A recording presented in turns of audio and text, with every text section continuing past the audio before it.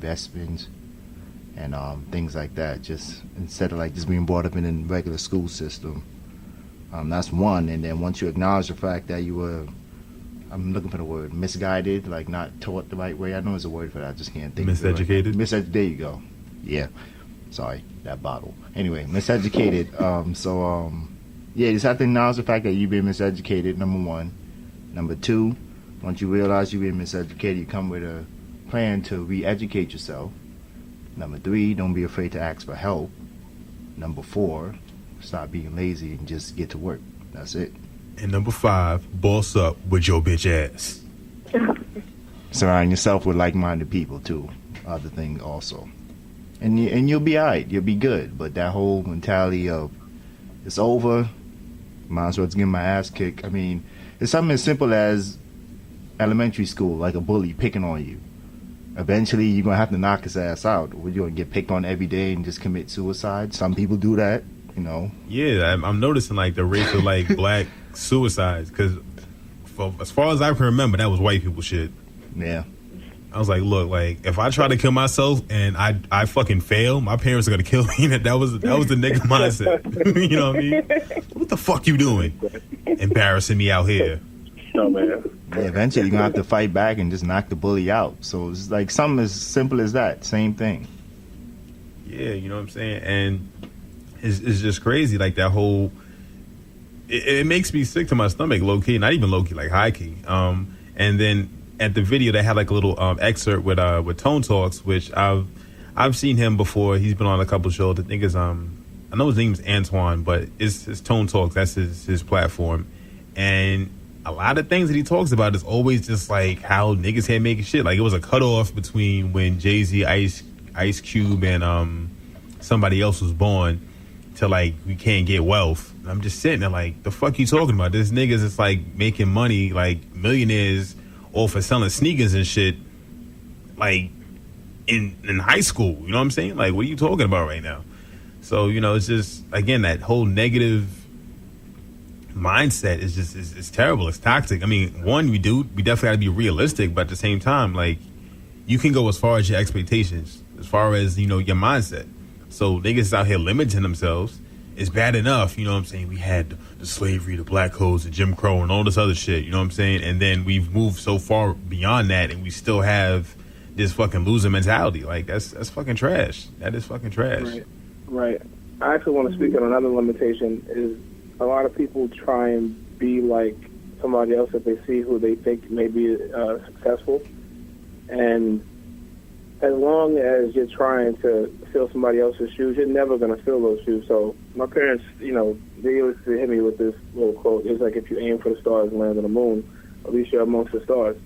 And if you're aiming for somebody who didn't even make it to the damn moon yet, and I mean, you're still going to be grounded. So I feel like a lot of times we have to set our own goals based on what we want, and not based off of what somebody else is doing. Like, I feel like it's good to look up to role models as, like, okay, this person did it, so I don't have an excuse to not be able to do it. But not try and walk the same exact walk as that person. You know what I'm saying? Because it's never going to pan out to be the way you want it to be. You're already stepping off on the wrong foot doing it that way. Yeah, I mean, you know, everyone has to walk their own path. You know, you can take little bits and pieces or methods of what somebody did, but you definitely have to come into your own. Right.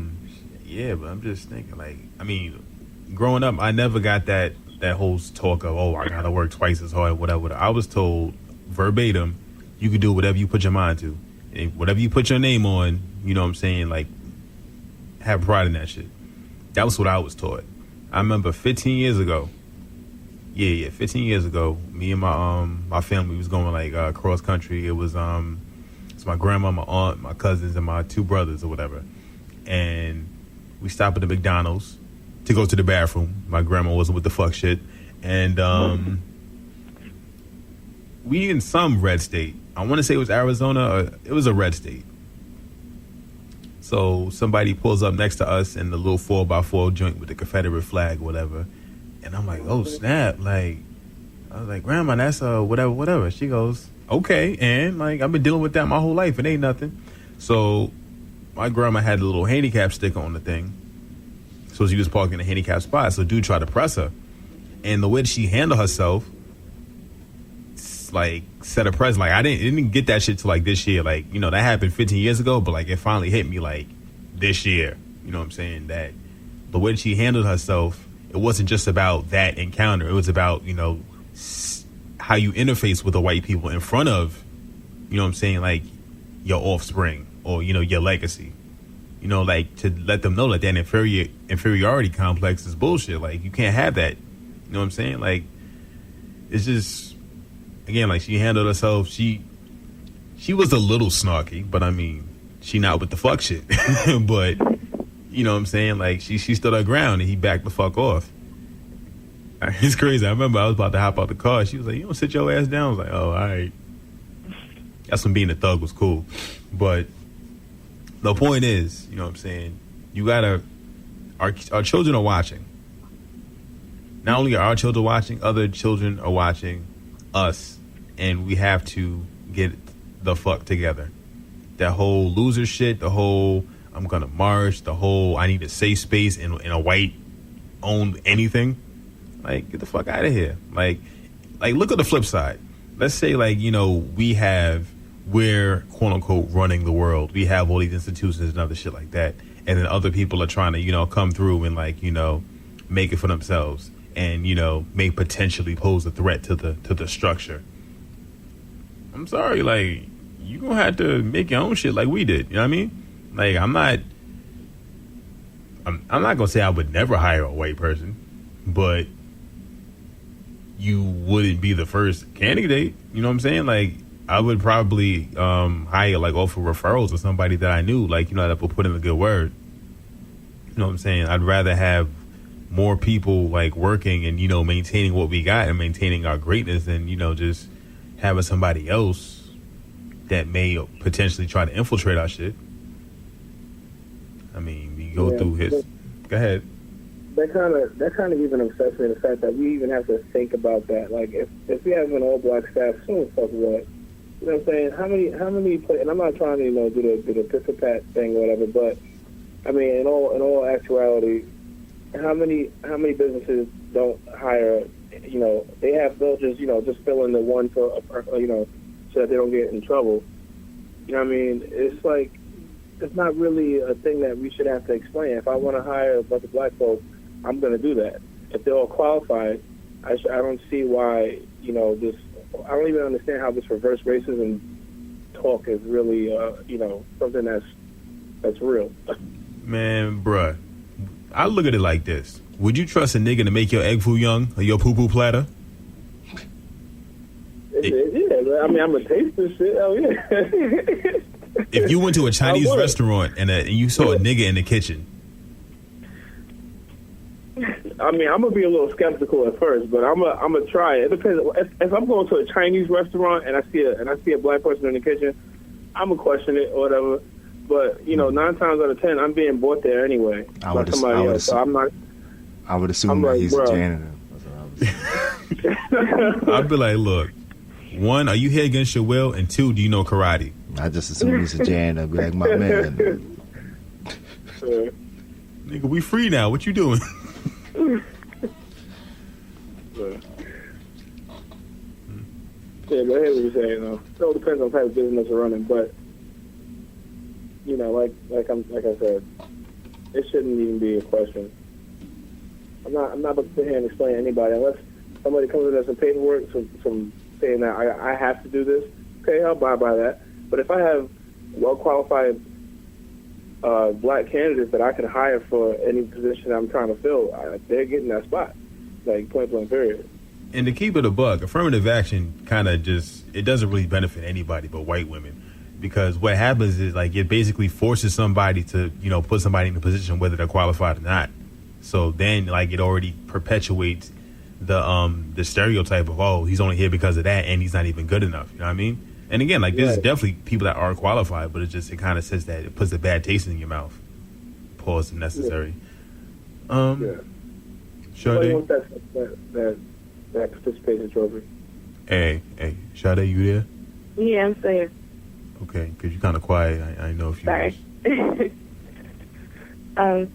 it's a good conversation, obviously. I think nepotism is very high with a lot of white companies, so I've seen it myself even within my own company that I work for, and I work for a startup, so it's like there's not a lot of pressure from any higher up to be like, yeah, we need at least 5 people, 3 Asians, and like 2 Middle Eastern.